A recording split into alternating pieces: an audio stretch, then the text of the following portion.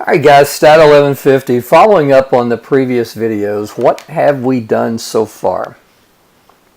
Well, just as a review, we're looking at this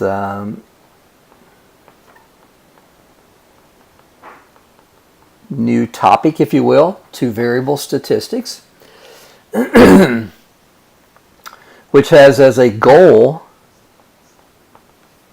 to examine the relationship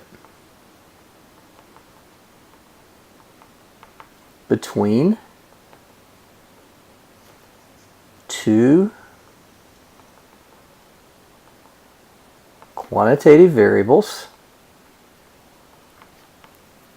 X and Y. What's the first step?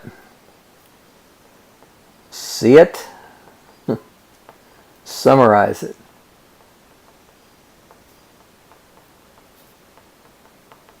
How do we do that? The scatter plot. So we look at a plot between the X and the Y, and we get something that looks like this. The next thing we want to do is we want to come in and summarize the scatter plot. Linear or not, linear in this case. Positive or negative, negative in this case. Strong, weak, or moderate. I'd say strong, but it's possibly moderate. So moderate to strong, let's be like a politician here. So we look at it, we summarize it. But because of the maybe the flakiness, if you will, and saying, well, it's kind of strong, well, maybe it's moderate, we have quantitative summary measurements that can give us more information about this relationship. And what are those numerical summaries that we can use? R and R squared. R is the correlation coefficient. Remember, it ranges from -1 to +1. I've told you in the past two videos what those values mean. First of all, it has to go between -1 and +1. And I'm not going to break it down again because I've done it in previous videos. R squared is literally R squared, and it tells us the percentage of variation in Y that's explained by our regression model. I told you in the last video that's to be learned later. Well, later is now here. So we looked at some data earlier, and I had ACT and I had GPA, and I actually have the data written down. I want to bring it back up because I want to use it. So I had a 28, 22, a 25, an 18, and a 15. And this person had a 4 GPA, this one had a 3.4, this one had a 3.2, 2.4, and a 2. Now someone asked me one time, is it important that this 4 goes on the same line with this 2.28? Obviously, yeah. I can't just take that 2 and put it over here at the 28 and expect to get the... No, we're looking at the relationship. So the data has to be paired across the particular subject. In this case, it would be a student. So, again, the data has to be paired. We can't just put these things in where we want them. They have to be on the same line or in the same column as I've done it here to perform the analysis. So when we ran this, in fact, I've got it right in front of me. We find out here that we get an R value of 0.96, and we get an R squared of 95.7%. This tells us that we have a strong positive relationship between ACT and high school GPA, or I'm sorry, first year college GPA. This tells us that 95.7% of the variation in GPA is explained by the regression model. Okay, Great segue. What in the heck is this regression model?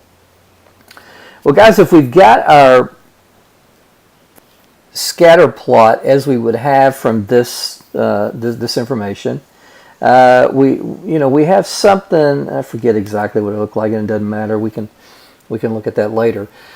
But we have something that looks like this. Well, guys, regression is just a big old fancy smancy name for saying the following. We want to create a model, a linear model that goes down through the smack dab center of our scatter plot that does some fancy stuff called minimizing the sum of squares. We want these vertical distances to be sum up to the smallest number possible. So there's infinitely number of lines we could draw in here. I could draw that one.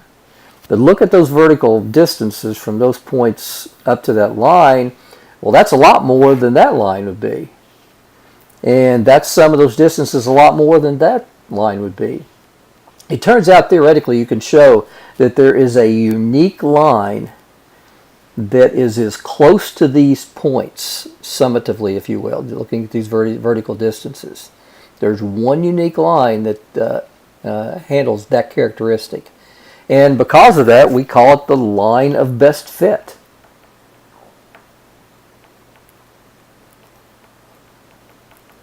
It's the line that best fits the data.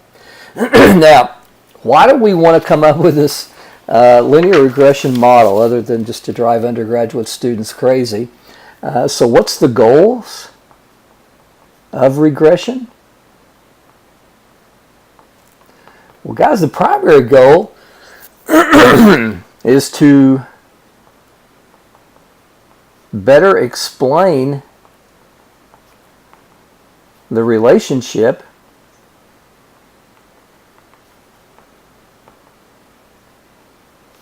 between our x and our y. That's the primary goal. That's the overarching goal of regression. But there's a kind of a sub-goal, something else that we achieve here.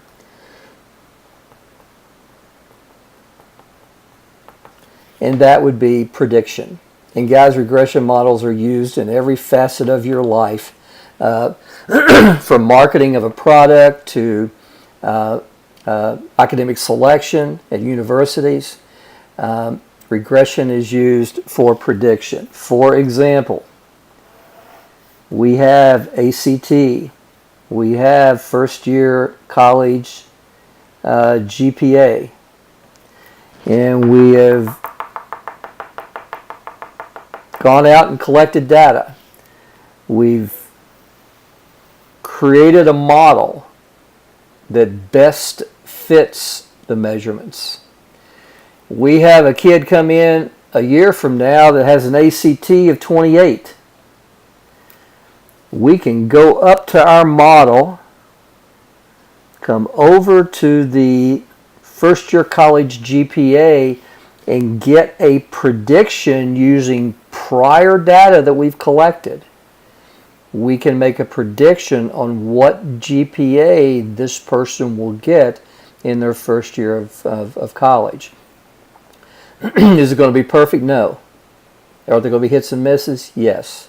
Are we going to miss it just a little bit sometimes? Yes. Are we going to miss it a lot sometimes? Yes, we are.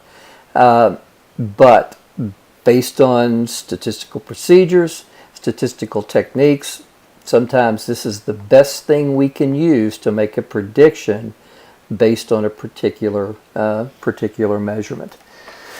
So, guys, let's go to StatCrunch and let's see how this works. So, from previous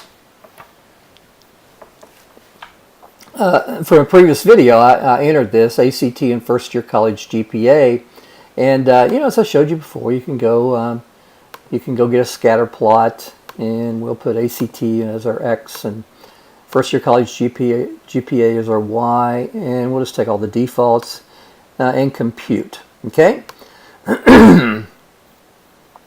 and you can see that we have our we have our scatter plot. We can look at the relationship between ACT and first-year GPA. Now, but I want to get fancier. We're getting into fancier stuff now. So if I go back to graph, go back to scatter plot, I can display the line. Now I'm not sure this is going to work or not. Yeah, probably need to. And really, I'm going about this all wrong. That's not what I want any more than anything. Guys, let's back off of this. That was some of the dumbest stuff I've ever done. What I want you to do is I want you to go to Stat. I want you to go to Regression and go to Simple Linear Regression. And I want to go to X variable ACT. I want to go to Y variable first year college GPA. I don't want to group anything. If I had a third variable like gender and I wanted to look at the relationship across gender, I could group according to some categorical variable. Hypothesis testing and confidence intervals, that doesn't apply to us. The prediction level, that doesn't apply to us.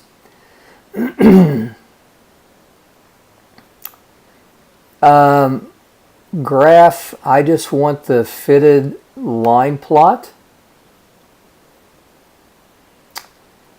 And I want to save the residuals. Okay, so residuals. And I want to hit compute. Now we're going to need to make this a little larger because we have multiple screens. First thing we can do, we can go to the second and see our scatter plot with the line that's been fitted. But if we go back to the other information from page 1, now guys, there's a lot of stuff there that I wish didn't show up and there's no way to hide it. But I'm going to highlight what you need to concentrate on for Stat 1150. Now you might say, well, I wish they didn't give me all that ANOVA table, and I wish they didn't either. And I wish they didn't give these parameter estimates, because we don't learn that in there. If you're interested in that kind of stuff, take my Stat 2500 or 3500, or take one of the graduate courses I teach. We are just Stat 1150, okay? All we care about is the stuff that I've highlighted right here. First of all, what's the dependent and independent variable? What is our model? What's our sample size, our correlation coefficient, and our R squared? Now guys, what I want to do, and I'm going to write this model down, I'm going to focus right now on this part only. And I'm going to round everything to 2 places. So I've got the first year college GPA equals negative 0.16 plus 0.15 times the ACT. Okay, guys, what's all that mean? Well, that's what I'm getting ready to teach you. Now, first of all, I kind of have an issue with StatCrunch here, because there should actually be a hat above that.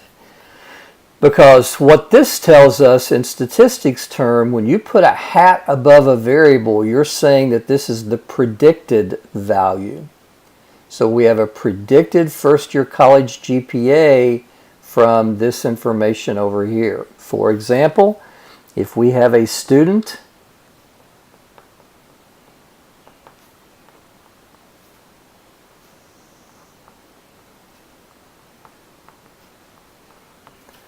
of 16, we can predict their first year GPA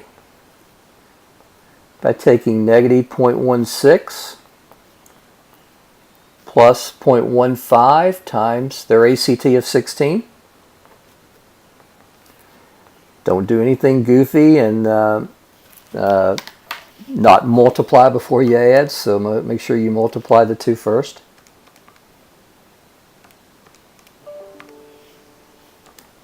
So we get 0.024.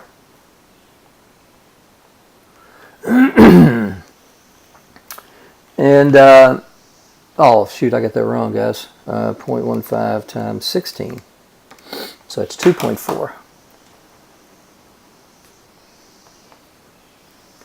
So 2.4 minus 0.16 gives a predicted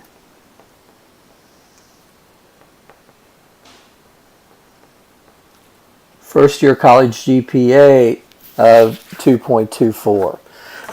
We could got the same thing by going to the graph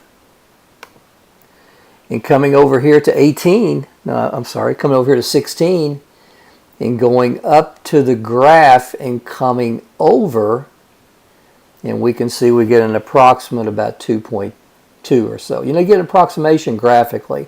You get a much better indication of it when you actually insert the number into the formula. Okay?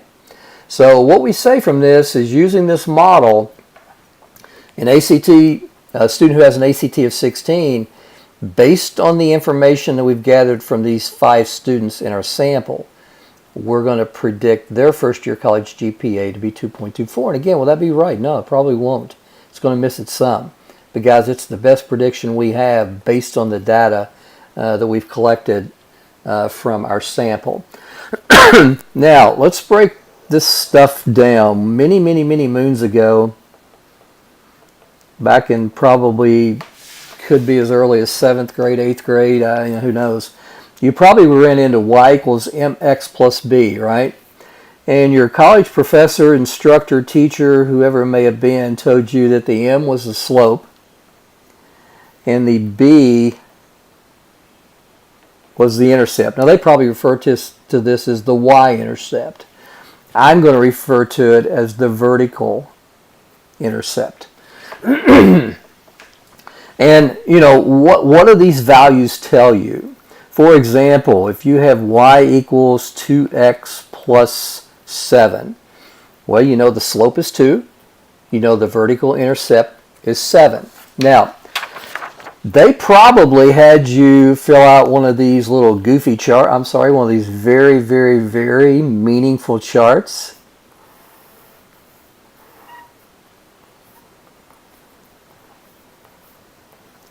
With some values of x.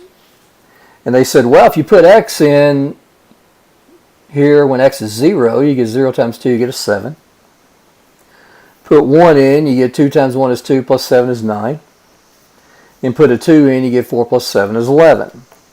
Now, if you were taught well, your professor, instructor, teacher should have said, now notice something.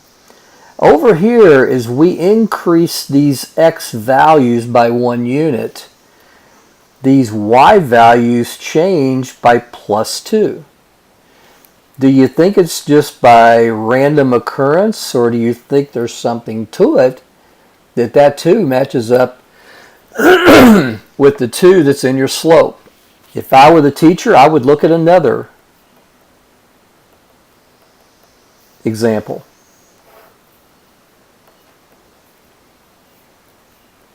Let's look at other numbers, 6, 7, 8. Put 6 in, what do I get? Minus 18 plus 4.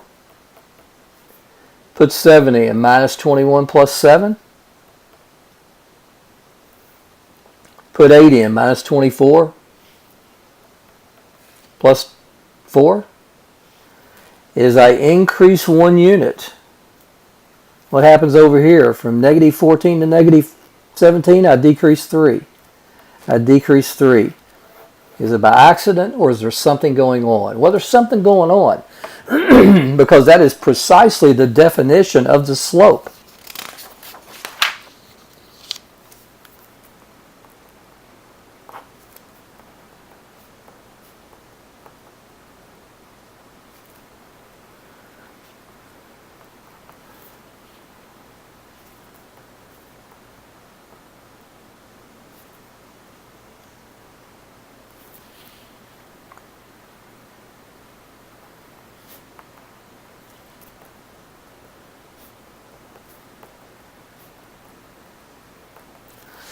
As x increases 1 unit, our y value changes by the value of the slope.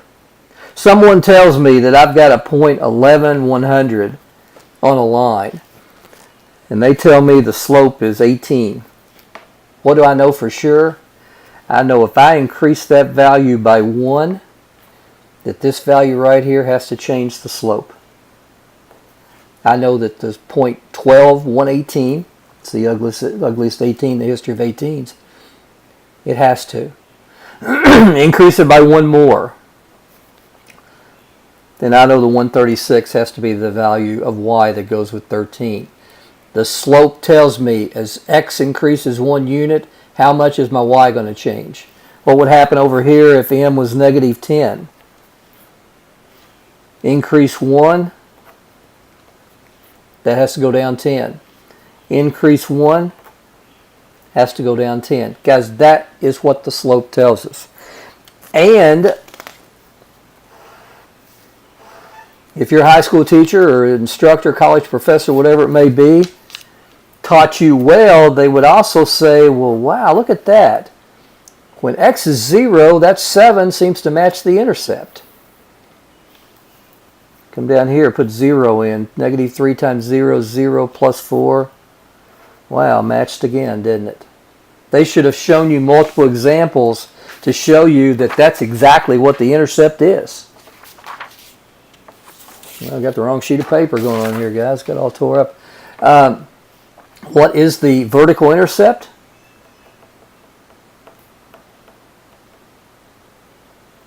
Guys, it's nothing more than the y value when x is equal to 0. That's all it is. The slope and the vertical intercept in the form that you were taught, y equals mx plus b, this b that you've been told about for years, and this m that you've been told about for years is nothing more than the definitions that I've given you right here. Now, why is it important to us? It's important to us because when we go back to our model that we got on my stat lab,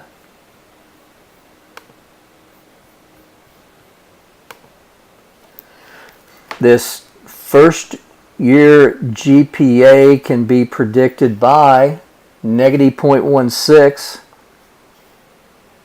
plus 0.15 times the ACT. We now know far more information than we probably ever cared to know about what these values mean. Well, guys, which one is the slope? Well, it's the value that goes with the variable. Which one is the intercept? It's the value that doesn't go with the variable. What does this mean? As x in this case is ACT, increases 1 unit, our y, but guys, we're predicting y now.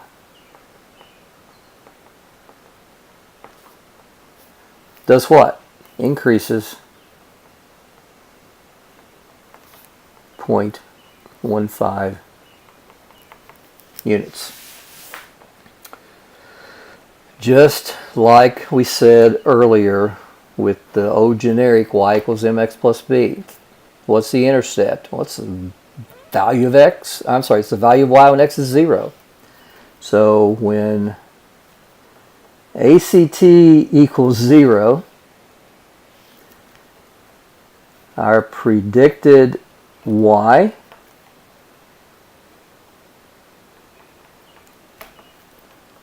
is -0.16. Now guys, a lot of times what we get is we get an intercept that's irrelevant because you can't have an ACT of 0. I guess you can if you don't show up and take it. But that's irrelevant, right, in terms of a prediction. So guys, this is a situation where our y-intercept is meaningless because we can't reasonably get an x value of 0. Now this happens about 50% of the time.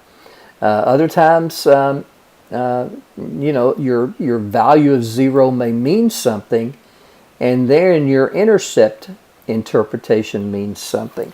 Let me give you an example where it would. Let's say that X is number of children in a household, and Y is disposable income. You know, how much money you got left over at the end of the month after you take all the money that you've made and take out what your expenses are. Well, could X be 0? Reasonably. Could a household have no children? Yeah, I got very, very close friends that have decided not to have kids. So their value there would be 0, and we could easily come up with their disposable income. So the vertical intercept here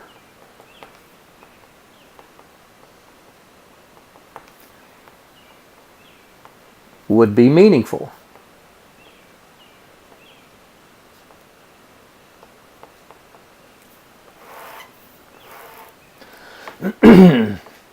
Let's say we want to look at the relationship between someone's average miles per hour and their miles per gallon.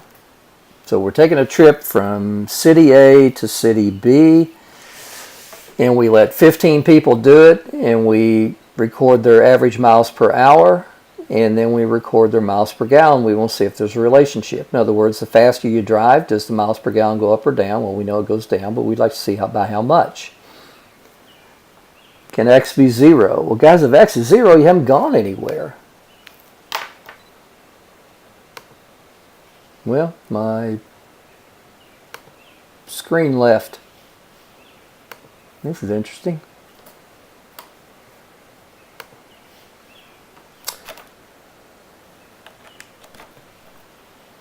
Technical glitch here.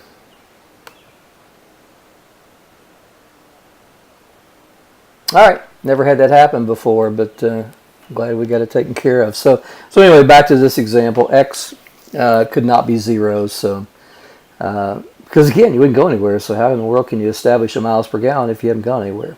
So the vertical intercept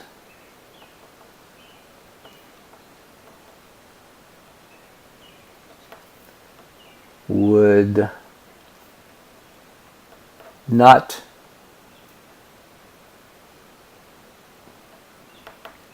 be meaningful. All right, gang. Next example, we're going to get into some data. We're going to go through a worksheet, and then there'll be another handout where I'll do some problems from my stat lab. So, guys, that is the end of this video. Take care.